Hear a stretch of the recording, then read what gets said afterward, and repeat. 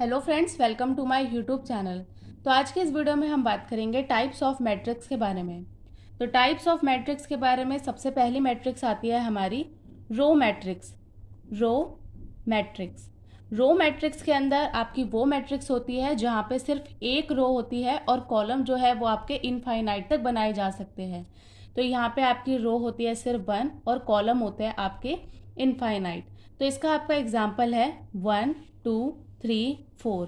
तो यहाँ पे आपकी कितनी रो है? सिर्फ एक। और कॉलम कितने हैं? 1 2 3 4।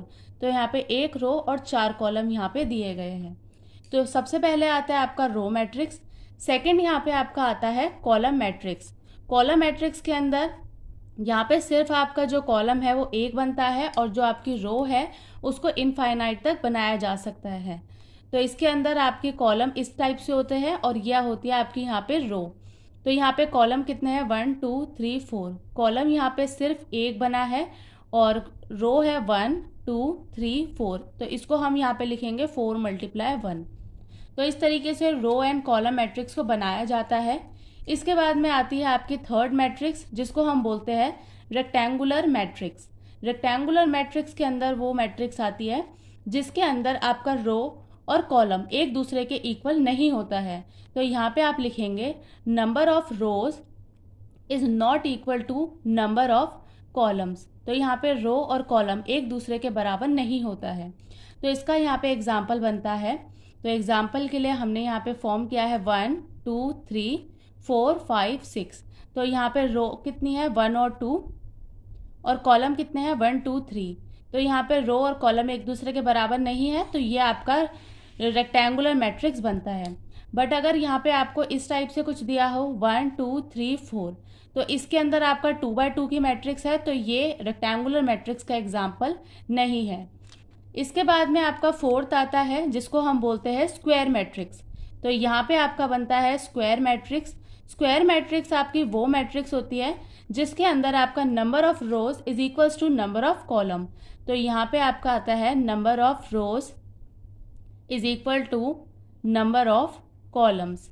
यहाँ पे रो और कॉलम जो होता है वो एक दूसरे के बराबर होता है। जैसे कि ये जो एग्जाम्पल है वो किसका है? स्क्वायर मैट्रिक्स का। तो यहाँ पे हमने लिख दिया 1 2 3 4 और 2 बाय 2 की ये मैट्रिक्स है, तो ये इसका एग्जाम्पल है। अगर यहाँ पे ये वाला मैट्रिक्स मैं लिखूँ तो ये इसके बराबर नहीं होगा क्योंकि ये आपका रेक्टेंगल के अंदर और स्क्वायर, जैसे कि आपकी स्क्वायर की प्रॉपर्टी भी ये होती है कि इसके अंदर सारी साइड्स जो होती है वो एक दूसरे के बराबर होती है। तो स्क्वायर मैट्रिक्स के अंदर आपकी रो और कॉलम जो है वो एक दूसरे के बराबर यहाँ पे बनता है। इसके बाद में आता है आपका यहाँ पे आपका फिफ्थ मैट्रिक्स आता है जिसको हम बोलते हैं डायगोनल मैट्रिक्स।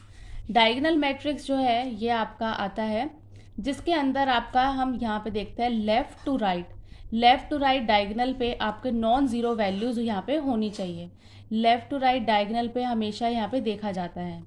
तो यहाँ पे लेफ्ट टू राइट हम इसको देखते हैं और डायगोनल पर यहाँ पे नॉन जीरो वैल्यूज होनी चाहिए, नॉन जीरो वैल्यूज।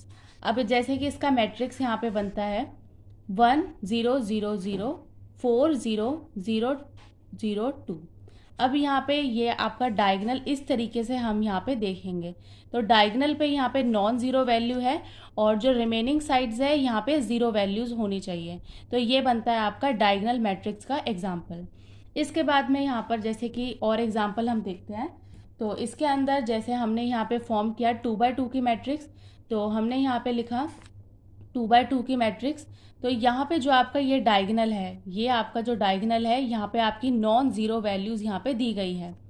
इसके साथ में अगर आपका यहाँ पे इस तरीके से मैट्रिक्स दिया जाए 3 0 0 0 -5 0 0 0 2, तो ये आपका 3 बाय 3 की मैट्रिक्स दी गई है। अब यहाँ पे आपका जो डायगोनल पे बन रही है वैल्यूज वो है 3 -5 और 2। तो ये आता है आपका डायगोनल मैट्रिक्स के अंदर। इसके बाद में आता है डायगोनल मैट्रिक्स को हम साथ में प्रिंसिपल डायगोनल मैट्रिक्स भी यहाँ पे बोलते हैं। इसके बाद में आता है आपका सिक्स मैट्रिक्स जिसको हम बोलते हैं स्केलर मैट्रिक्स। स्केलर मैट्रिक्स आपका इम्पॉर्टेंट है। स्केलर मैट्रिक्स के अंदर हम देखते हैं जो भी आपकी डायगोनल पे आपकी जो भी वैल्यूज होंगी वो सेम होंगी। डायगोनल पर सेम वैल्यूज होती है। अब जैसे कि इसके अंदर हम यहाँ पे देखते हैं, हमने यहाँ पे 3 बाय 3 की मैट्रिक्स बनाई। तो इसके अंदर यहाँ पे जो डायगोनल पे है आपकी सेम वैल्यूज़ यहाँ पे है। 3/3 की मैट्रिक्स है, यहाँ पे डायगोनल पे सेम वैल्यूज रिप्रेजेंट करती है। तो यहाँ पे हमने 2/2 की मैट्रिक्स बनाई, इसके अंदर डायगोनल पे सेम वैल्यूज यहाँ पे है। अब इसके बाद में आपका 7th आता है जिसको हम बोलते हैं यूनिट मैट्रिक्स।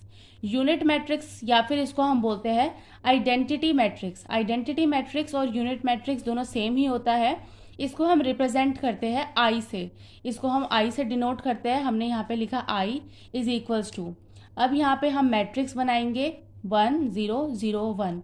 तो अब इसके अंदर जो भी आपका डायगोनल पे हमेशा यहाँ पे 1 वैल्यू होगी।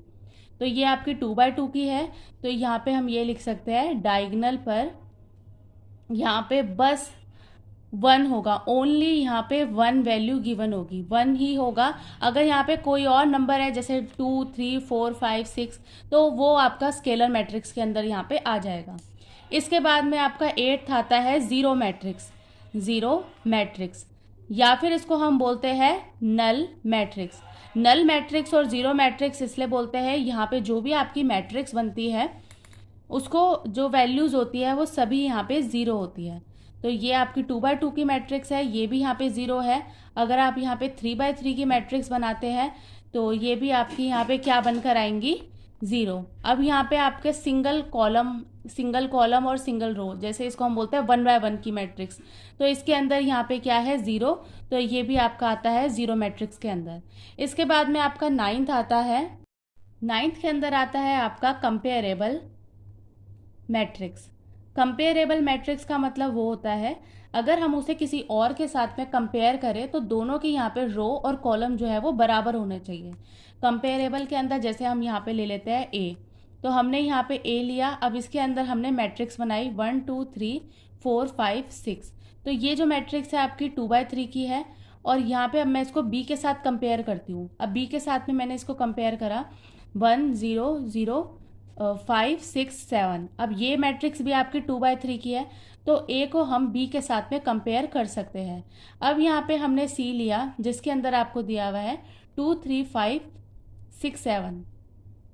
अब यहाँ पे हमने ये लिया तो ये मैट्रिक्स आपकी 3/2 की है, तो यहाँ पे हम ए को सी के साथ में कंपेयर नहीं कर सकते, या फिर आप बी को सी के साथ में कंपेयर नहीं कर सकते, क्योंकि सी जो है वो कंपेरेबल मैट्रिक्स का एग्जाम्पल नहीं है। ए और बी जो है वो एक दूसरे के साथ में कंपेयर किए जा सकते हैं, तो ये दोनों मैट्रिक्स जो है वो आपकी कंपेरेबल के अंदर आती है। इसके बाद में आपका 10th मैट्रिक्स आता है। यहाँ पे आपके 10th मैट्रिक्स आती है जिसको हम बोलते हैं इक्वल मैट्रिक्स। तो यहाँ पे हम लिखते हैं इक्वल मैट्रिक्स। अब यहाँ पे जो आपका ए और बी होगा वो एक दूसरे के इक्वल होगा। अब इक्वल किन कंडीशंस में होगा, तो इसके अंदर फर्स्ट कंडीशन आती है सेम ऑर्डर होना चाहिए दोनों का, और दूसरा आता है आपका सेम एलिमेंट होना चाहिए। तो दोनों का यहाँ पे सेम ऑर्डर और सेम एलिमेंट यहाँ पे होगा तो हम उसको इक्वल मैट्रिक्स यहाँ पे बोलेंगे। जैसे हमें यहाँ पे एग्जाम्पल दिया है 3 2 7 1 8 0। अब यहाँ पे हमारा है A 7 B 2 1 C। अब इनकी वैल्यूज़ को हम कंपेयर करते हैं, तो यहाँ पे 2 है, इधर भी 2 है, यहाँ पे 1 है, यहाँ 1 है, यहाँ 0 है, इधर C है, यहाँ पे 7 7 3 और A 8 और B। तो और यहाँ पे अब हम इनका ऑर्डर चेक करते हैं। ऑर्डर हम किस तरीके से चेक करते हैं, number of rose that is 2 into number of columns that is 3। यहाँ पर ऑर्डर क्या है, 2/3 का है, तो यहाँ पे ऑर्डर जो है वो भी सेम है, एलिमेंट भी सेम है।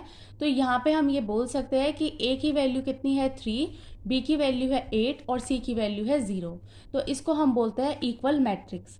इसके बाद में अब मैं आपको यहाँ पे एक क्वेश्चन करवाती हूँ जिसके अंदर यहाँ पे एक क्वेश्चन है। सबसे पहले ये आपकी बुक का एग्जाम्पल है, तो यहाँ पे एग्जाम्पल लिया है हमने बुक का, जिसके अंदर हमें ये दिया हुआ है इफ़ a + b 2 5 ab।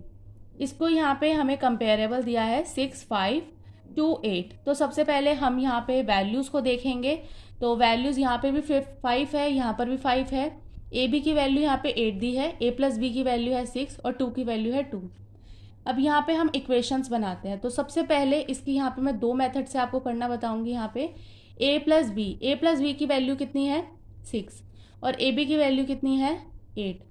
तो यहाँ से अब हम निकाल सकते हैं वैल्यूज़ को। सबसे पहले यहाँ पे हम a की वैल्यू निकालते हैं, तो ये आएगी 8/b।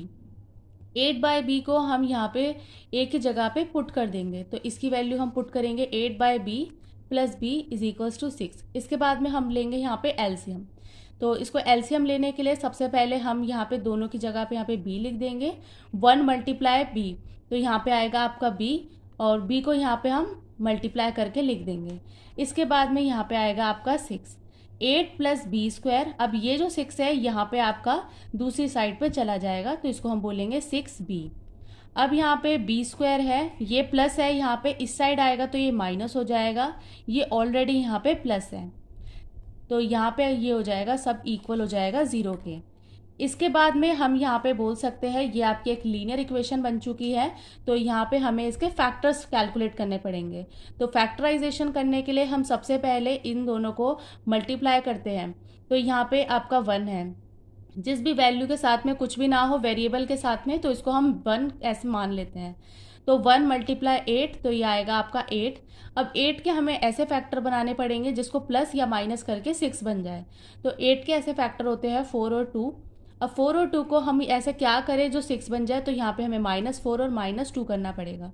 तो -1 B square -4b -2b plus 8। तो यहाँ पे हमें 4 + 2 दैट इज 6, क्योंकि माइनस माइनस यहाँ पे प्लस होता है। अब इन दोनों में क्या कॉमन आ रहा है, यहाँ पे आपका b कॉमन आ रहा है, b को कॉमन ले लेंगे तो अंदर वैल्यू बचेगी b -4। यहाँ पे आपका -2 कॉमन आ सकता है, तो इसके अंदर वैल्यूज बचेगी अंदर b -4। अब ये सब आपका 0 के इक्वल है। यहाँ पे b -4 is equals to 0 and b -2 is equals to 0। तो यहाँ पे वैल्यू आती है 4 और यहाँ पे आपकी वैल्यू आएगी 2। तो ये b की दो वैल्यूज़ यहाँ पे निकल कर आ गई, इसको हम पुट कर देंगे यहाँ पे। तो यहाँ पे a is equals to 8/4 that is 2, a is equals to 8/2 that is 4। तो दो वैल्यूज़ जो है a और b की यहाँ पे निकल कर आती है। अब दूसरा मेथड है यहाँ पे आपका a + b is equals to 6 ab -8। अब हम यहाँ से भी वैल्यू को फाइंड कर सकते हैं। तो यहाँ पे हमने b रखा, यहाँ पे 6, a यहाँ पे प्लस है, दूसरी साइड जाएगा तो माइनस हो जाएगा। इस वैल्यू को हम यहाँ पे पुट कर सकते हैं, तो इसको हम b की जगह पे पुट करेंगे। a × 6 - a is equals to 8। तो ये हो जाएगा आपका, इस ब्रैकेट को मल्टीप्लाई करने के लिए इस तरीके से करते हैं, तो ये हो जाएगा आपका 6a - a² is equals to 8 a²। अब हमें यह जो फर्स्ट वैल्यू होती है उसको हम पॉजिटिव कर लेंगे, तो पूरे के अंदर हम यहाँ पे माइनस से मल्टीप्लाई कर देंगे, तो ये आपका माइनस माइनस प्लस हो जाएगा, प्लस आपका माइनस हो जाएगा, और ये जब आपका इस साइड आएगा तो माइनस हो जाएगा, और जब माइनस से मल्टीप्लाई होगा तो ये आपका प्लस हो जाएगा। इसके बाद में यहाँ पे इसके फैक्टर बना लेंगे। तो 8 के फैक्टर होते हैं आपका 4 और 6। तो यहाँ पे हमने 4 और 6 के यहाँ पे फैक्टर बना लिए। a को कॉमन ले लिया, a -4 -2 यहाँ से कॉमन लिया, a -4। इसके बाद में वैल्यू आएगी आपकी a -4 is equals to 0, a -2 is equals to 0। a के वैल्यू आ गई 4 और 2। अब यहाँ पे हम b के यहाँ पे पुट कर लेंगे, तो b 6 - 4 दैट इज़ 2, और दूसरी वैल्यू आएगी 6 - 2 दैट इज़ 4। तो ये दो वैल्यूज़ यहाँ पे आपकी निकल कर आती है a और b की। तो क्वेश्चन में हमारा था a और b की वैल्यू को फाइंड करना है, तो हमने यहाँ पे a और b की वैल्यूज़ को यहाँ पे फाइंड कर लिया। आज की वीडियो में बस इतना ही। आपको आज की वीडियो कैसी लगी वो आप मुझे कमेंट सेक्शन में ज़रूर बताएं। वीडियो अच्छी लगी हो तो प्लीज़ लाइक करें, चैनल पे नए हो तो आप सब्सक्राइब करें, और आप मेरी वीडियो को ज़्यादा से ज़्यादा शेयर करें। Thank you so much for watching.